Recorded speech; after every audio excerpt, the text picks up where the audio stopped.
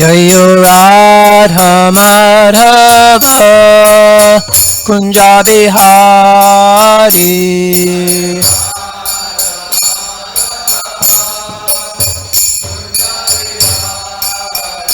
Jayo Radha Madhava Kunja Bihari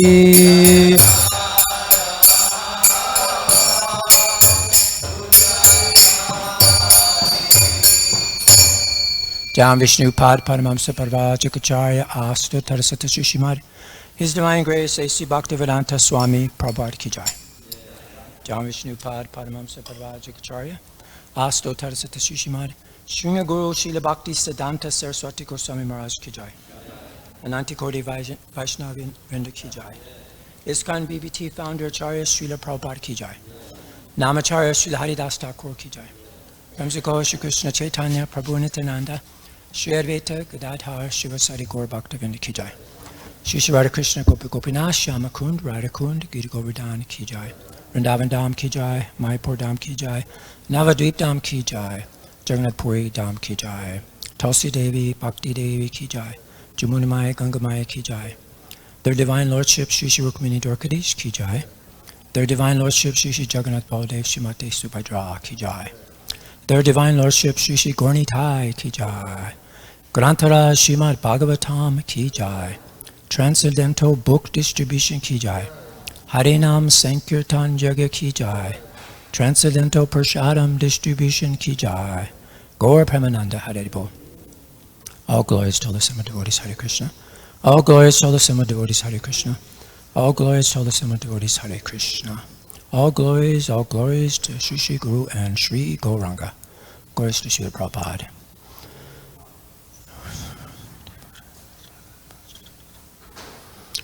Om Namo Bhagavate Vasudevaya.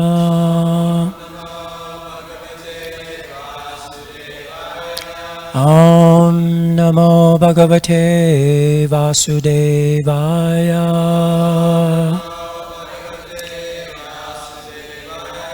Om Namo Bhagavate Vasudevaya.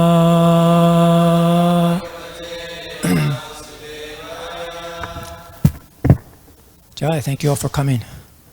I feel very fortunate today. Today is the holy day of Ekadasi, and it's also happens to be my day to give class on the holy appearance day of my spiritual master, Srila Jai Pataka Maharaj. So I'd like to dedicate this class to him, and the particular chapter, verse is chapter 3. We're on, third canto, chapter 23, verse number 3. And today it's going to be entitled Sangha. And that's in this chapter. I did a kind of a review of the whole chapter. And I think there's one particular verse that kind of summarizes. There's one particular verse that summarizes the chapter. Is that loud enough? Okay. It's in text 55. It says, Sangoya samstir hetur. Association for sense gratification is certainly the path of bondage, but the same type of association performed with a saintly person leads to the path of liberation, even if performed without knowledge. So we're going to learn some lessons from the spiritual master-disciple relationship, and I'd like to explore the teachings in this chapter on the spiritual master-disciple relationship. So it's like the ideal glimpse of the Guru-Sisha bond, and it's exemplified by the sage Kardama Muni and his wife. So we can unpack those lessons. So the spiritual master is akin to the husband, right? Like a guide. And so Kardama Muni is the elevated spiritual master, and he embodies this role. So we'll go on here into the verse. Rishja kamam dambam cha Dvesham lobam agammadam apramato jata nityam tejiyam sam atosayat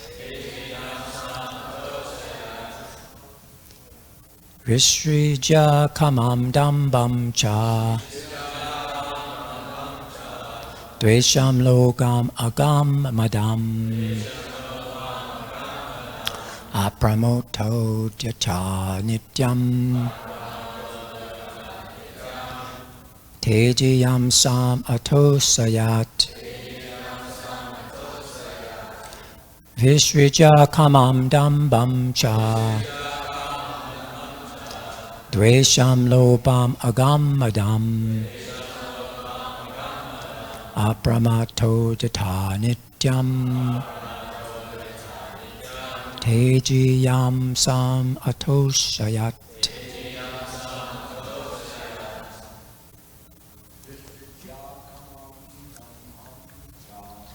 Sintamanandamcha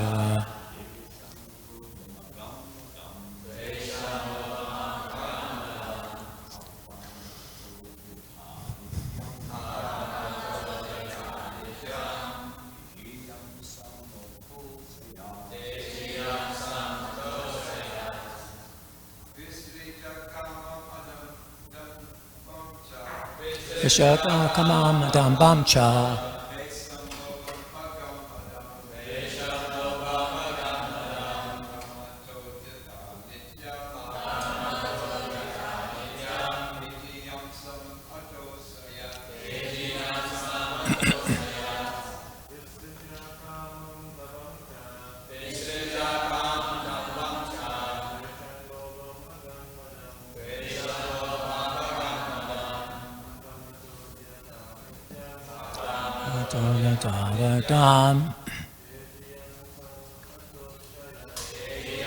Samato chayat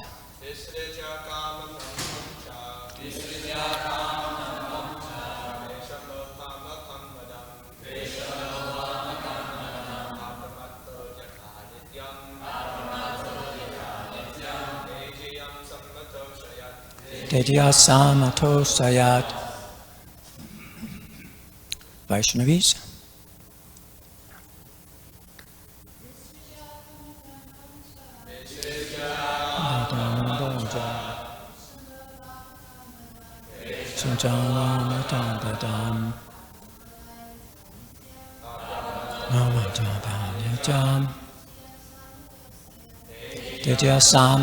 Sayat.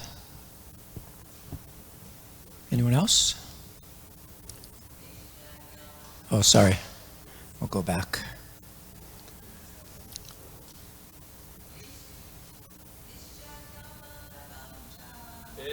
Come on, cha.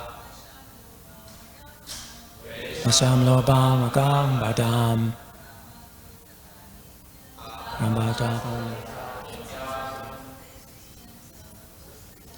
Tejiyasam asosayat. Vishrija, giving up. Kamam, lust. Dambam, pride. Cha, and. Dvesham, envy. Lobam, greed. Agam, sinful activities.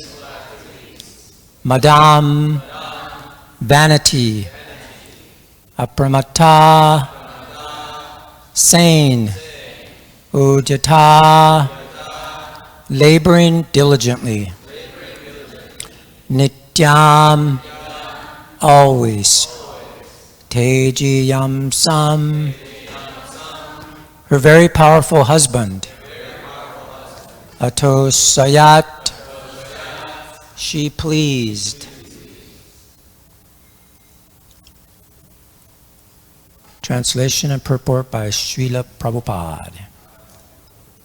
Working sanely and diligently, she pleased her very powerful husband. giving up all lust, pride, envy, greed, sinful activities, and vanity. Purport. Here are some of the qualities of a great husband's great wife. Kardama Muni is great by spiritual qualification. Such a husband is called Teji Yam Sam, most powerful. Although a wife may be equal to her husband in advancement in spiritual consciousness, she should not be vainly proud. Sometimes it happens that the wife comes from a very rich family, as did Devahuti, the daughter of Emperor Swayambhuva Manu. She could have been very proud of her parentage, but that is forbidden. The wife should not be proud of her parental position. She must always be submissive to the husband and must give up all vanity. As soon as the wife becomes proud of her parentage, her pride creates great misunderstanding between the husband and wife, and their nuptial life is ruined. Devahuti was very careful about that, and therefore it is said here that she gave up pride completely. Devahuti was not unfaithful. The most sinful activity for a wife is to accept another husband or another lover. Chanaka Pandit has described 4 kinds of enemies at home. If the father is in debt, he is considered to be an enemy. If the mother has selected another husband in the presence of her grown-up children, she is considered to be an enemy. If a wife does not live well with her husband, but deals roughly, then she is an enemy. And if a son is a fool, he is also an enemy. In family life, father, mother, wife, and children are assets. But if the wife or mother accepts another husband in the presence of her husband or son, then according to the Vedic civilization, she is considered an enemy. A chaste and faithful woman must not practice adultery. That is a greatly sinful act. Wow. Om Jnana Tamanandasya Gyananjana Salakaya Chakshusumritamena Tasmai Sri Guruve Namaha. Sri Chaitanya Manobhistam Stapitam Yena Bhutale Swayambhugadhamayam Dadati Swapadantikam. Jai Shri Krishna Chaitanya Prabhu Nityananda Shri Advaita Gadadhar Srivasari Gaur Bhaktavinda. Hare Krishna Krishna Krishna Hare Hare Hare Rama Rama Rama Hare Hare. Vanchakalpa Tubhischa Kripa Sindhu Bevacha Patitanam Pavinebhyo Vaishnavebhyo Namo Namaha. So the verse again. Working sanely and diligently, she pleased her very powerful husband, giving up all lust, pride, envy, greed, sinful activities, and vanity. So just to give you a quick view of this section that we're at. This is the Devahuti's Lamentation chapter 23, and from 1 to 8. So Kardama is pleased with Devahuti's service, and then if we in 1 to 3 we see Devahuti served her husband, exhibiting the qualities of a chaste woman, and then 4 to 8 is that he's very pleased with her, and he offers her spiritual blessings. So it's interesting. So we're pretty much in these first 3 verses we just finished. So we can see Devahuti is serving her husband is in a very exemplary way, exhibiting the ideal idea of chastity and being a faithful wife in Vedic culture.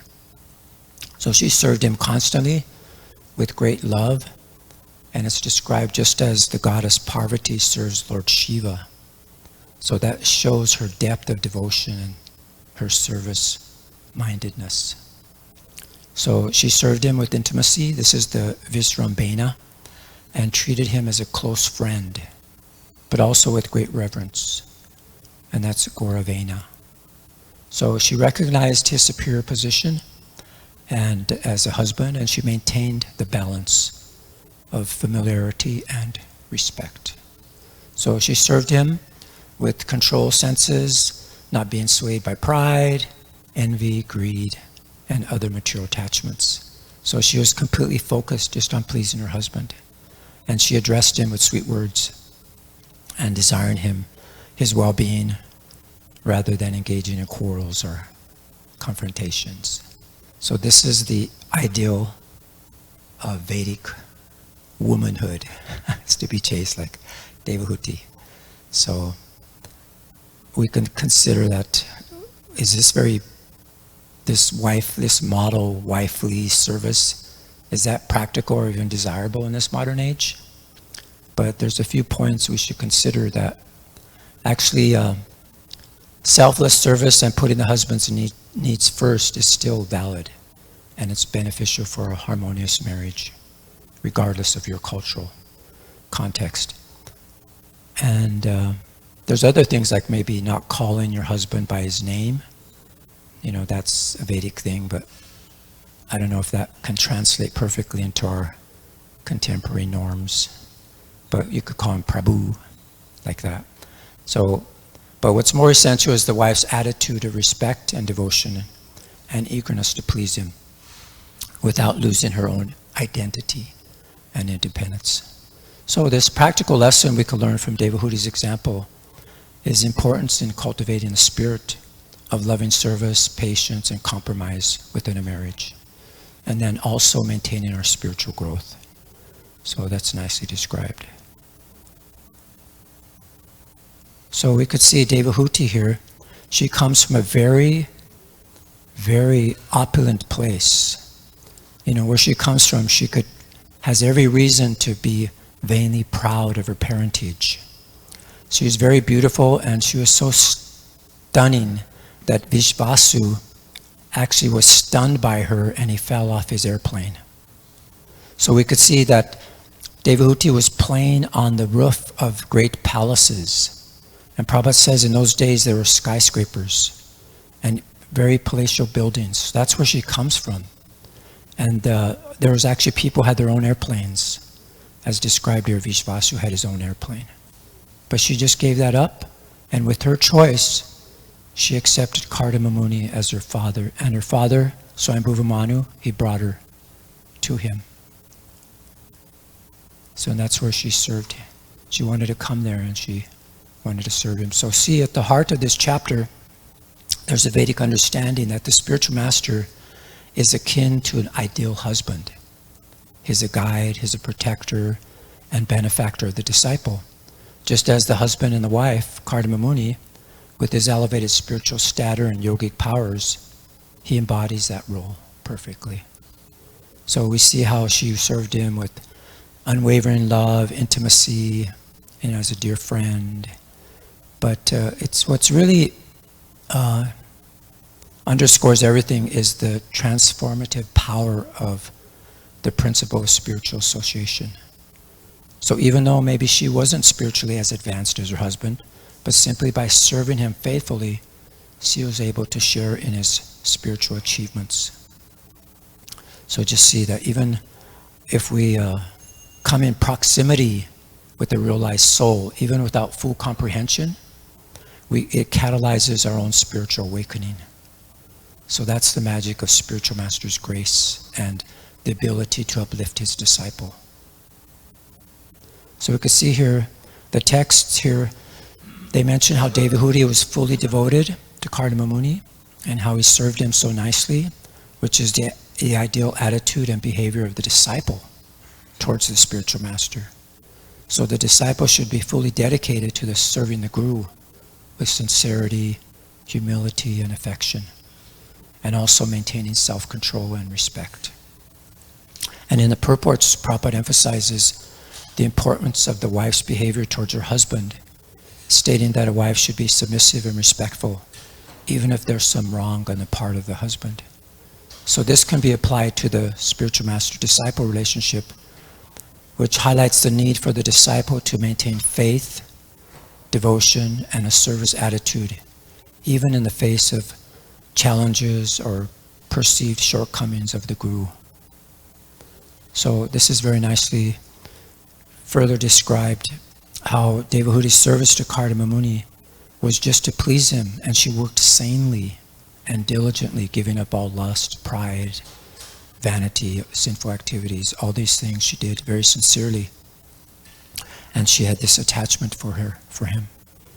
And again, Prabhupada stresses in the purports that the significance of a wife's chastity and faithfulness to her husband, and stating that the most sinful activity for a wife is to accept another husband or lover.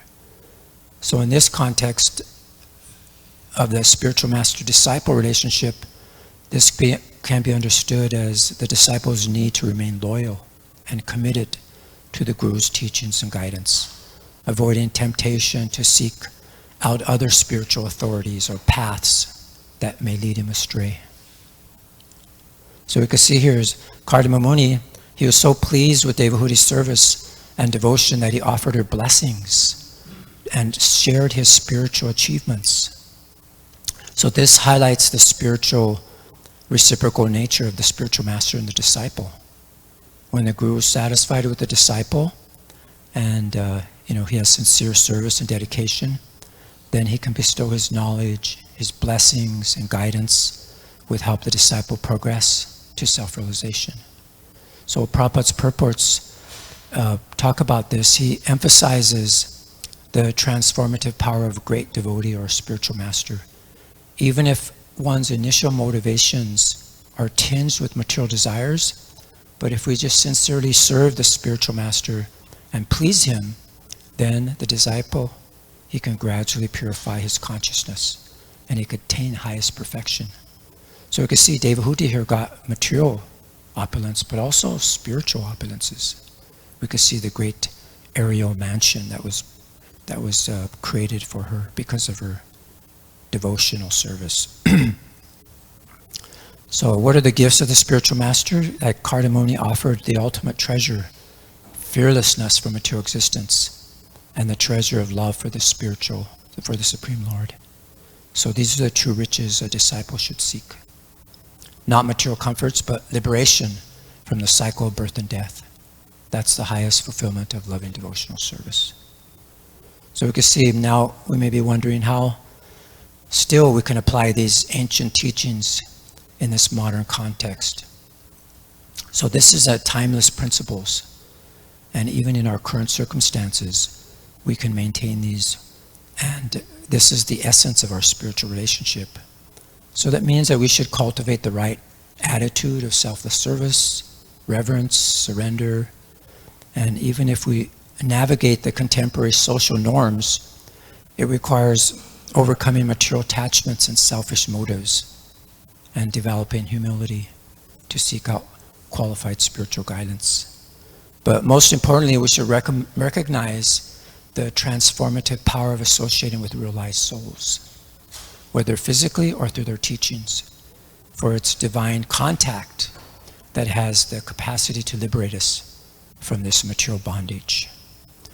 And so firstly, we should actually, these texts, they emphasize the importance of continuous learning and growth in one's spiritual journey. So this aligns perfectly with the role of the disciple who's expected to dedicate himself to the study and practice of spiritual principles under the guidance of the spiritual master.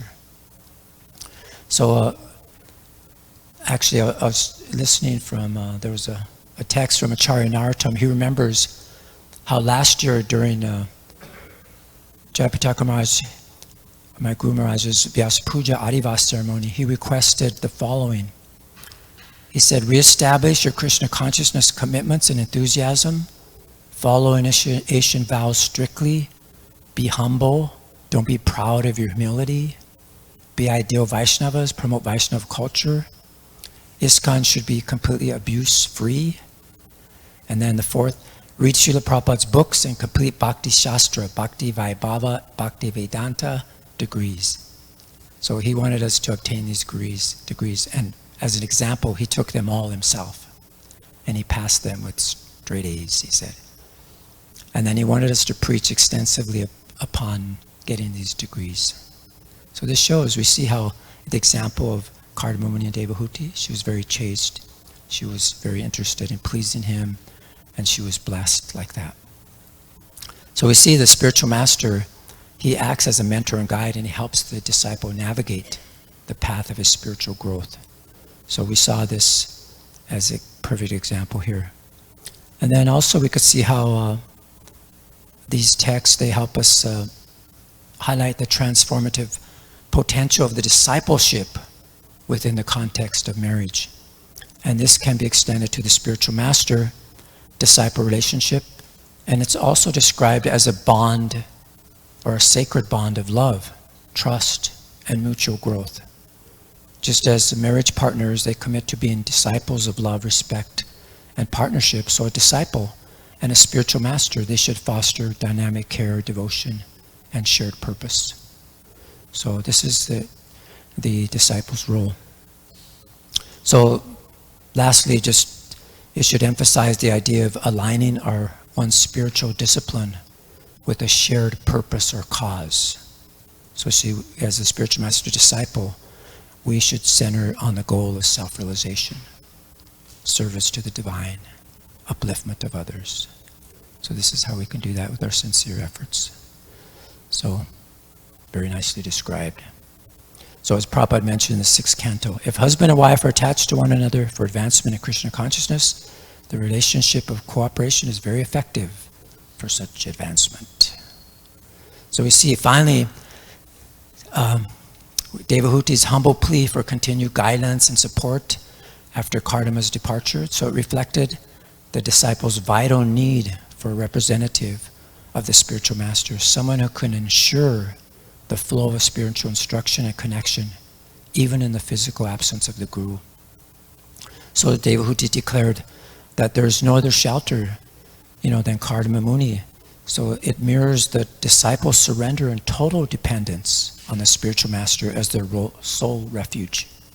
So this unwavering faith and resilience is the bedrock upon which one's spiritual journey is built. So according to the Bhagavatam purport, actual fearlessness comes from spiritual realization and devotion to the Supreme Lord. Because we see as material existence, it's always fearful, it's full of anxiety. But true fearlessness can only be achieved by becoming free from the clutches of this material conditioned life. So as a husband, Kardama Muni, responsibility was to give his wife this spiritual fearlessness, not just material comforts and sense gratification. So when one becomes free from fear, then one takes shelter of the Supreme Personality Godhead. So this is what Devahuti asked Kardama Muni to leave behind a representative such as a son, so she can continue her spirituality after he departs. So this is actual fearlessness. It's not physical or material security, but the fearlessness that comes from God realization and devotional service. That's the highest gift a husband or a spiritual master can give. So we see the spiritual master is absolutely central in the concept of spiritual association, and it emphasized in this chapter.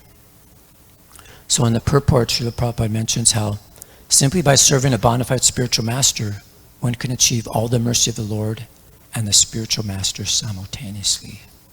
So this is the pivotal role of the spiritual master. And it's also explained that association with a great personality, the spiritual master, is very important, because even if one is not advanced in knowledge, simply by associating with a saintly person, one can immediately make considerable advancement in spiritual life. So this draws the parallel between Kardama Muni, the husband and the spiritual guide, and the relationship a disciple should have with the spiritual master. So just as Devahuti was fully surrendered to and serve her husband, the disciple must do the same with the bona fide spiritual master. So then we see the spiritual master's responsibility, just like that of the husband, to give the subordinate fearlessness from material existence and guide him in spiritual realization. Then this is the true obligation of the spiritual master.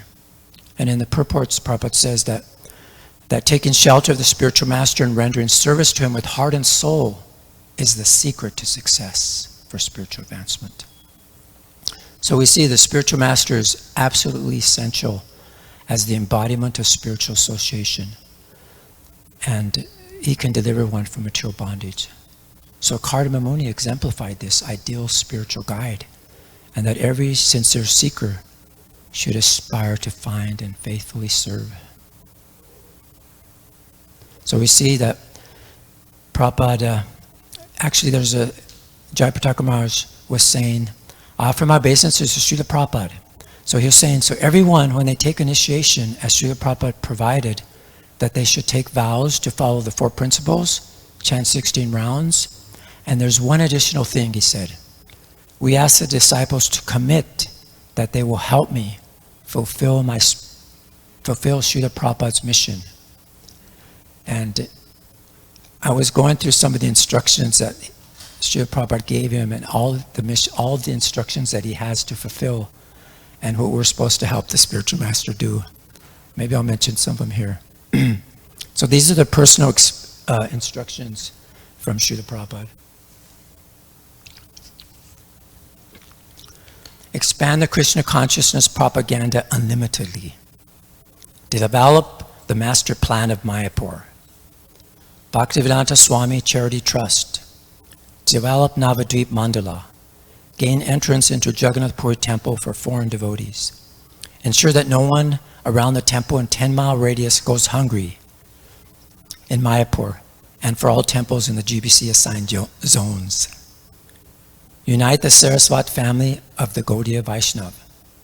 Build a temple of Vedic planetarium. Distribute 10,000 big books and 100,000 small books in a month. Develop Srila Bhaktivinoda Thakur's birthplace.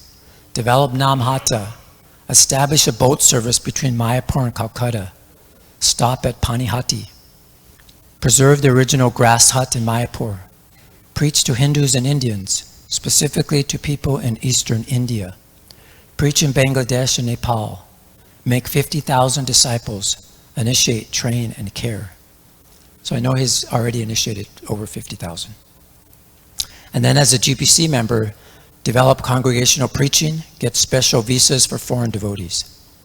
And as a GBC member for Mayapur management, have 24-hour kirtan in Mayapur, create facilities for brahmachari and grihastas to reside in Mayapur.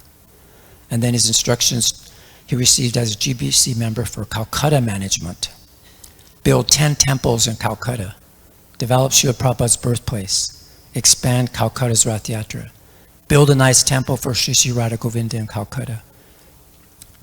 And then received as an ISKCON member to serve the GBC, to travel and preach, make a constitution for ISKCON, taking care of Bhakti Tirtha Swami and Bhakti True Swami Maharaj's disciples, make 10,000 acharyas, and then 100,000, 1,000,000, 10 million.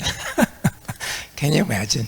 This is his, and he wants us to help him. So you have to sign up on any one of these. Please sign up. He has a website, and you have to click on it. Sign up if you want to help with any of these particular things. It's amazing.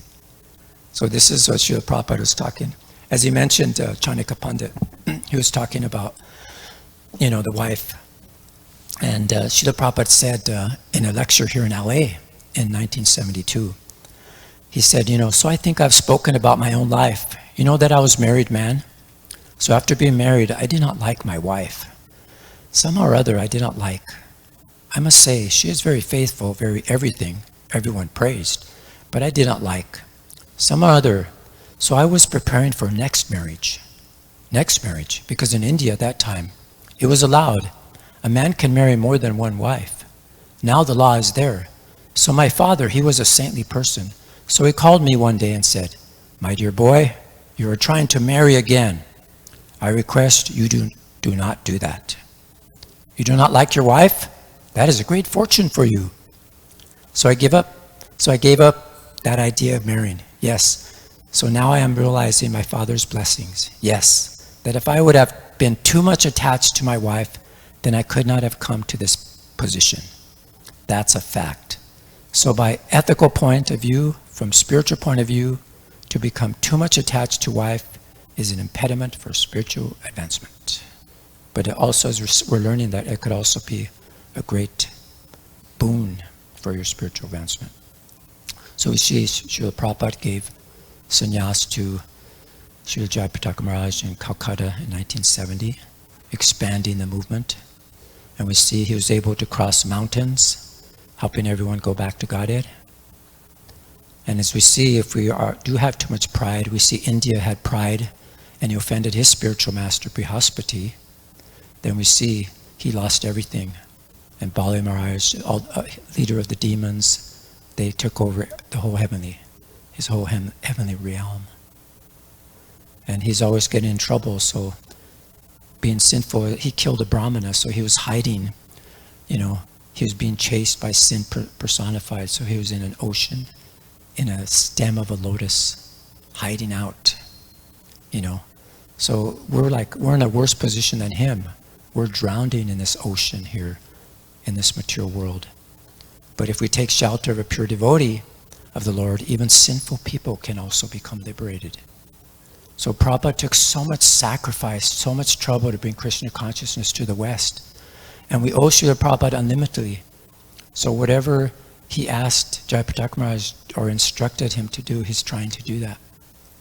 So it's described how the Lord's lotus feet is a vessel that carrying souls across the ocean of material existence.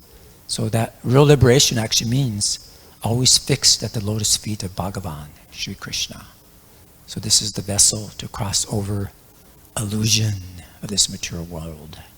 And we can see hellish punishment are sometimes even visible on earth. So, as we can see here, Lord Chaitanya, he didn't kill the demons. He touched their hearts with his transcendental mercy and his weapon of love. That's a quote from Jayapataka Maharaj. So, my dear soul, have you booked your ticket on the voyage home? Don't linger any longer in this shadowy land.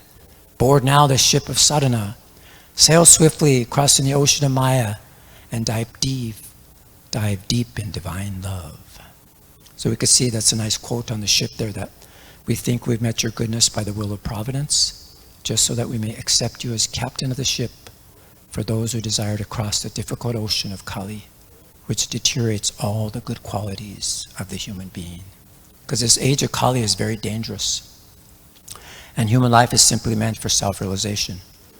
But due to this dangerous age, men have forgotten the actual aim of life.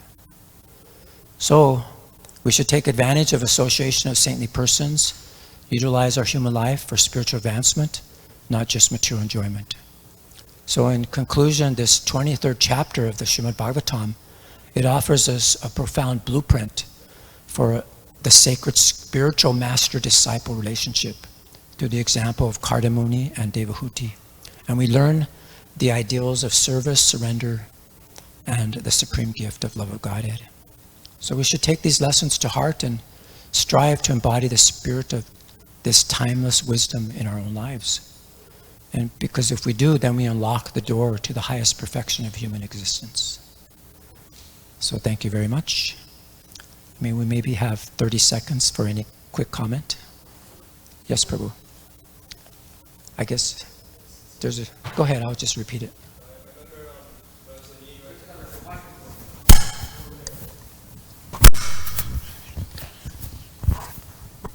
When I was in New York in the daily Harinam party, one day we met your spiritual master's sister.